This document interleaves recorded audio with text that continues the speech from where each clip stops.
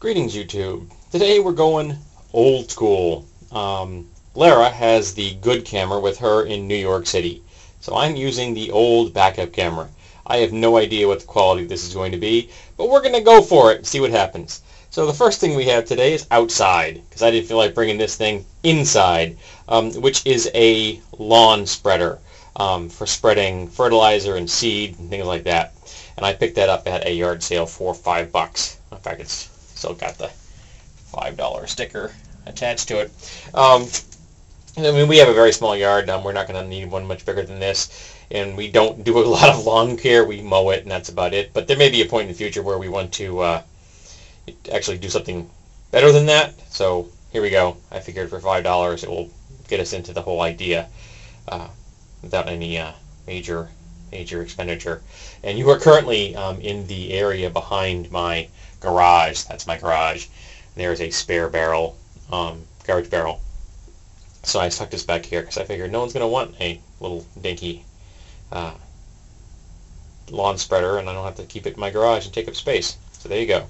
Next up, we're going to go back into the house. Alright, we're inside and we're at the media and miscellaneous section. Next up was going to be some gear stuff I've found. What we have here is a bunch of DVDs. We've got, what, 15 DVDs I found? Well, actually 17 DVDs. I have 2 without cases. We have Magic Mike, a film I've never seen, but I've heard was relatively good. A Field of Dreams, a film I don't think I've seen since it was originally released. The second half of the Dark Knight Returns duo. I don't have the first part, but I picked this up for like $2.50, and I could not pass up a chance at that price. So I'm gonna have to get myself the first half before I can watch it. I'm a major fan of the Frank Miller comic. It was what, to my mind, saved Batman from the absurdity of the 70s. I was really thrilled to see it, but he didn't have a copy of the first one. I guess he'd already sold it to somebody.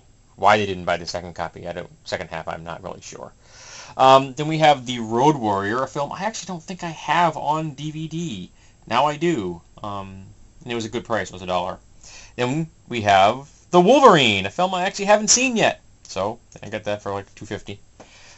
Man of Steel, which I have also not seen because of the horrible reviews I heard about it and how he acted nothing like Superman in most people's opinion. But, you know, I thought I'd give it a review. We have X-Men First Class, a film I quite enjoyed. I have not seen the sequel yet because I don't know if I want to see America in a post-apocalyptic world. It would just depress me. Jerry Maguire, a film I've never seen. And believe it or not, Al Pacino's Scarface, another film I've never seen. The Easter Bunny is Coming to Town, narrated by Frank Astaire, a film I have not seen in many years. A film or a TV show. The Spy Who Loved Me with Roger Moore. I'm in the process of slowly accumulating James Bond movies, and this is the first Moore movie I have added to my collection. Equilibrium with Christian Bale, which is a film I've never seen, and I've heard good things about it. My therapist made a reference to it recently.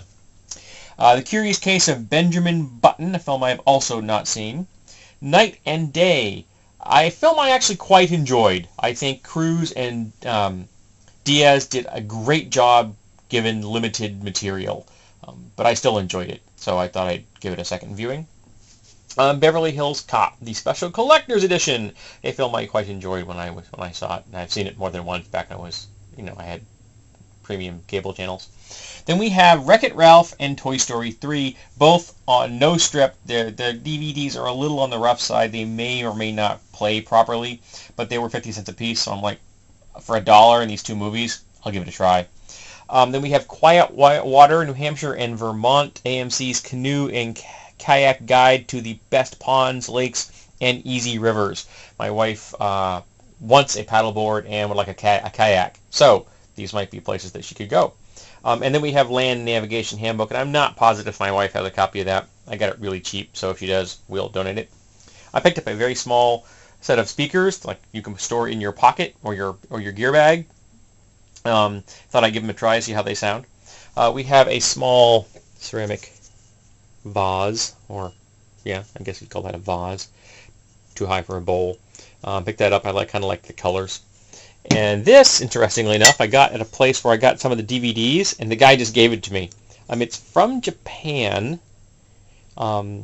Obviously, probably made for the tourist trade, but it still has it's metal, and I don't actually know what kind of metal it is. It might be copper. I'm not positive. I don't know how to check what kind of metal this is. I have to figure that out. But I liked the surface decoration. I don't know what you call that.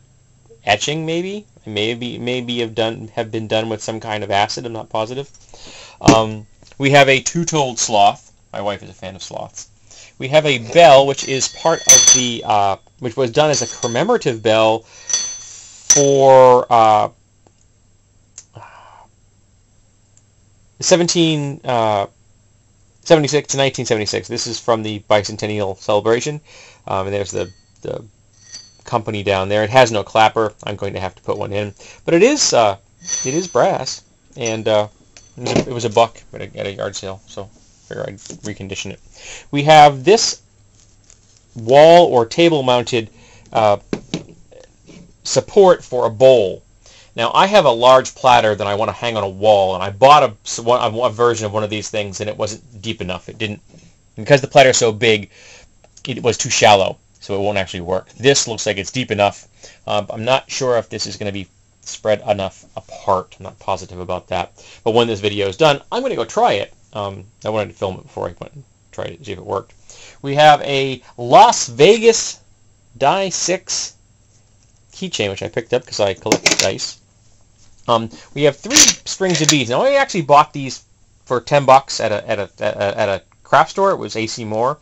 But I think that's a really good deal. I mean, they're cast. I mean, they're resin.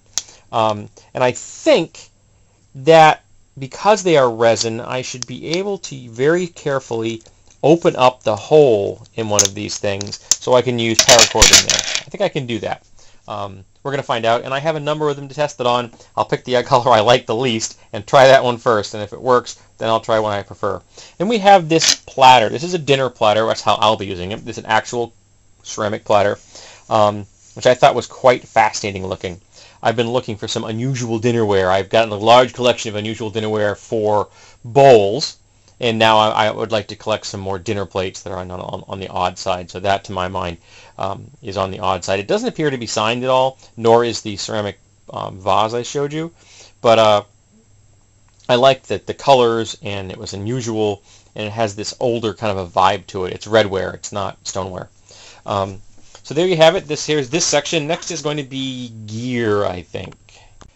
Greetings. Now we're at the kind of gear section of the video. One of the first things I'm going to show off is a Utilitech 4-foot 2-light tread plate shop light, which I picked up for $3 at a yard sale. I'm thinking I may use that in my basement because I have plans on building my own workbench in the near future. I've pretty much got everything I need at the moment, I think. I have to tune up the chop saw I bought recently, get a new blade for it, put a new plate on it so I can have a better cutting surface, so I can start cutting up things accurately, so I can build myself a workbench, and I have a circular saw now, so I can break down some plywood for that purpose. So I picked that up to go over the said workbench. So here we have today, I picked up a Emery cat board refillable scratching thing for your cats, which I will use because it comes with catnip and everything. I picked it up for 50 cents. And we use one of those now, but it's a flat one, so this will be a nice change of pace for the cats. Again, 50 cents, can't go wrong. I have some Velcro. These are Velcro Extreme for like porous. I guess it's a stick. It's got sticky backs. It's designed for heavy-duty porous backgrounds like cement blocks and stuff. So I thought it might come in handy. Some Velcro straps. I picked up a container of eye bolts because you never know you need eye bolts. I know I've encountered that problem all the time. I had picked myself up an actual coach's whistle.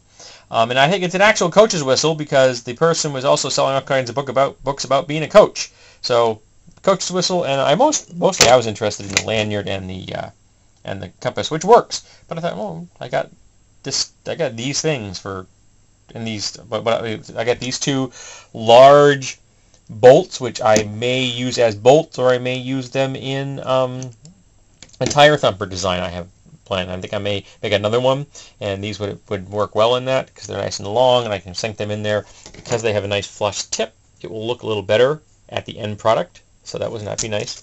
And these two large wall mount hooks, I picked all this stuff up, all these little pieces of gear I just showed you, for like $2, something like that. So here you go, including these 6 compression straps. And if you know anything about having gear, particularly camping gear and stuff like that, you can always find a use for compression straps. And I got 6 of them, and they're all in decent shape. One of them's got a little dirt on it. I can wash that, throw it in the washer. But yeah, well, that's awesome. You know, I can always use compression straps. Then I picked up this, which was on sale. It was $5 for a Best Test paper cement, a real acid-free adhesive. I've never used this. It's kind of a gummy, thick substance, but I thought I'd give it a try and to see how it might be useful to me. And for the price, I thought it was a pretty good way to get myself into that. See if I liked it. Total Tools Crayola colored pencils. They're colored pencils on one end and regular pencils on the other.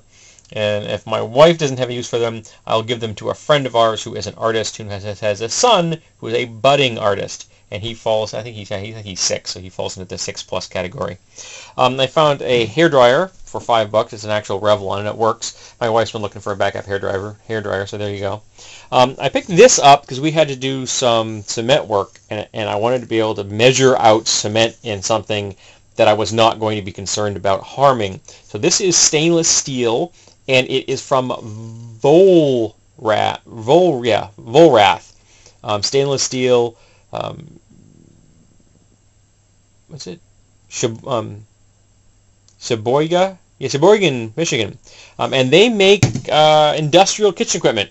So like the big kitchens in cafeterias and prisons and hospitals and stuff, these are the people that make that equipment, and it's got measurements on the inside. I don't know if you can see it. There you go. You see the measurements on the inside. So it will allow us to measure out cement accurately. And I cleaned it up afterwards, and I can use it for anything I want to now. I could more measuring things in gear type projects, crafting projects, or I could use it in the kitchen, I guess. We have a Vapor, the anti-bottle, half-liter, BPA-free, freezable, made in USA. I only paid $1 for it. It can roll it up, and I bought it strictly to review it. I'm going to try it out and see if I like it or not, and then do a review on it. Then we have this reflector. These are a triangular reflector that you fold up. Well, it's in the folded up position now, and then you put it in your car trunk, and you can use it for warning people that in case you're broken down.